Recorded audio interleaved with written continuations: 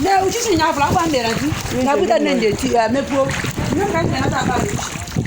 Every night, and you go out every night.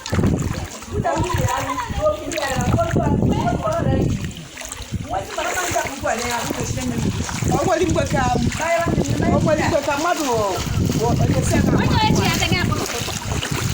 last one, I'm going to